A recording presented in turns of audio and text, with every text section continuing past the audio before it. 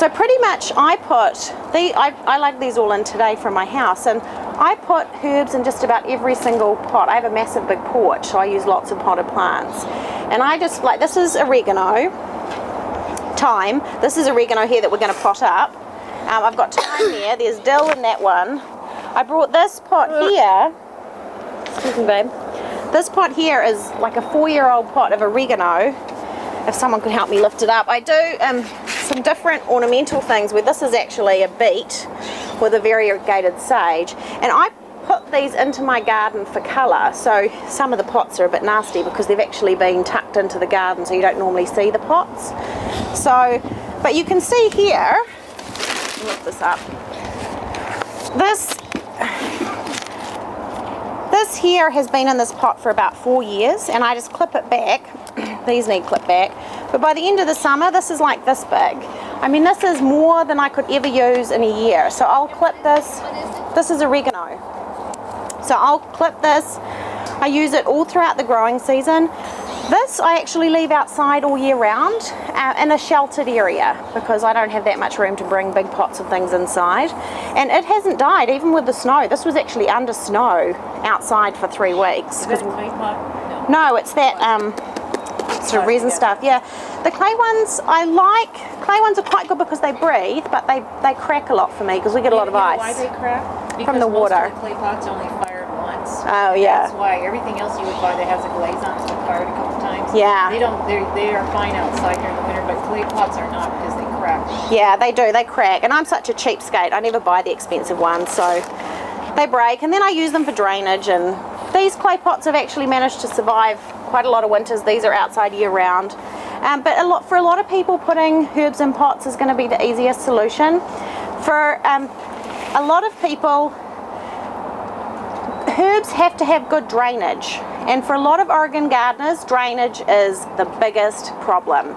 If you're in new construction, they scrape all the topsoil off, they bring you back 2 inches, they sell the rest. So you've got a bit of a challenge with drainage. So if you have a challenge, instead of just, putting plants in the ground and having them die over and over again, you can add compost, build the soil up. But while you're waiting, you can plant lots of things in pots. What's great to do is those strawberry pots. You guys know what I'm talking about? And you can actually make them into little miniature herb gardens. And you can get really quite, it does, doesn't it? This is sage. And these, I stopped at Fred Meyer because I wanted you to see how easy it is to just stop and get a great selection. Most of these are actually organic, which is fabulous. And this is obviously more than I would plant, but I thought this was fun to do. We're actually going to plant out all of these big pots. These lavenders are pretty much at the end of their life expectancy. These are ACHS, they're Spanish lavender. And they have a more limited lifespan, particularly in a pot. So we're actually going to pull those out and we're going to plant these herbs along. But what I wanted to show you, first of all, I'm going to show you how to plant some seeds, because a lot of herbs you need to start from seed because you just can't get the variety if you're actually waiting for plants. You want to help me put these in here? Yes, I know, it's a burn.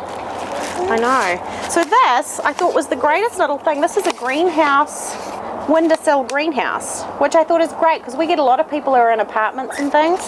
So obviously I'll probably put something else under it to make sure you didn't mark your windowsill. But for a lot of people, light is a big problem when you're starting seeds. So this is great. You can actually set it along the windowsill. And this actually comes with little pellets. But I also really like these, and these are, there's a garden supply place up in Tiger that has them. A lot of home stores have them. These are a little coir pellet that you pop the seed right in here. Can you guys see that hole? And what's wonderful about these is that they don't constrict the roots. A lot of people plant into the little peat pots, and I actually see these herbs. See these ones here. These are called eco starts, and they say that you can plant this entire thing straight into the garden. You can, but even this creates an artificial barrier for the plant. So quite often what you'll get is when you dig them up, the roots will actually stay close to the plant. So you can leave them in this, but just break it up a little bit when you plant it. So we'll actually go ahead and plant this one so I can show you. You don't need to have drainage at the bottom of your pot. I happen to have lots of broken pots because they're not double glazed, so they break. So I do tend to leave a bit in the bottom because I don't want to throw them in the landfill. It's a good use for them. It doesn't hurt. The research from the Extension Office shows it doesn't actually help with the drainage. So if you don't have any, don't feel like you need to go and get some. But if you have them, it doesn't hurt.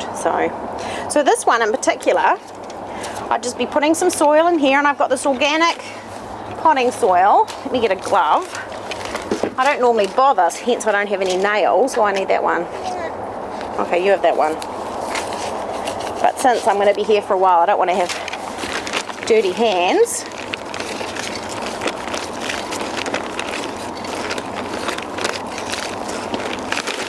Okay, so, thank you. Perfect. Another one. I'm going to need a bit more. Put that in there. Good job. Thank you. So the most important thing is to make sure if you're using these peat things is to break them up. So see here. Okay, you can do that. You can help me with that one. Not to drop stuff on the... Because they say you can plant it in, but again, it just creates that artificial barrier. So I actually wouldn't really buy them in this normally, but these are organic and I want to support organic, so I bought this one. You want to dig yourself a little hole.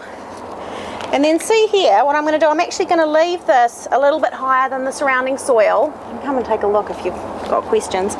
And then I'm going to fill it up, but I'm not actually going to put any soil on top here because I don't want the soil to be any higher than it was originally. If you put soil around the base of the plant here, which a lot of people do, it can cause fungal disease because it holds moisture against a part of the plant that's not used to having moisture there.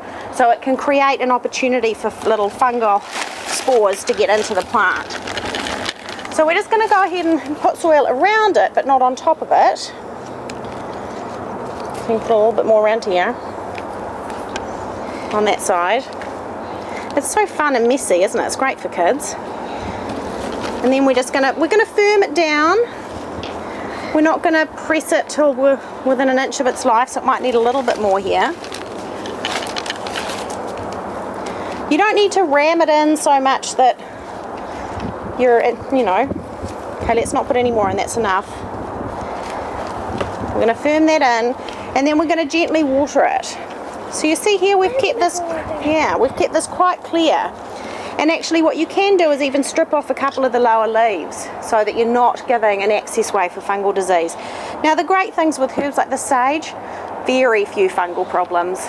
They're so high in aromatic compounds that are actually antifungal in themselves, which our aromatherapy students know, that you're not going to have any problems with it. But it's a great technique to keep in mind for all of your plants because we see it all the time with trees, with shrubs home from the nursery.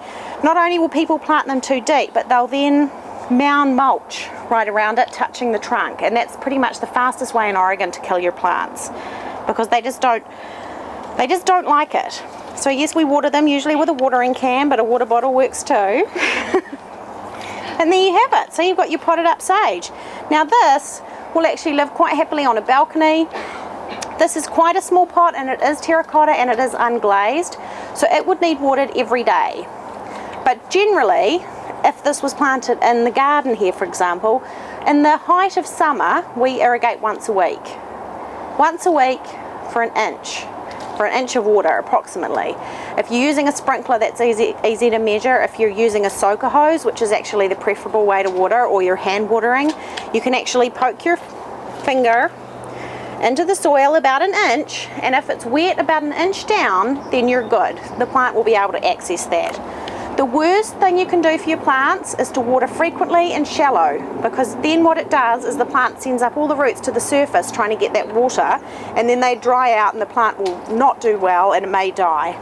So less frequently and more thoroughly is going to have happy, healthy plants.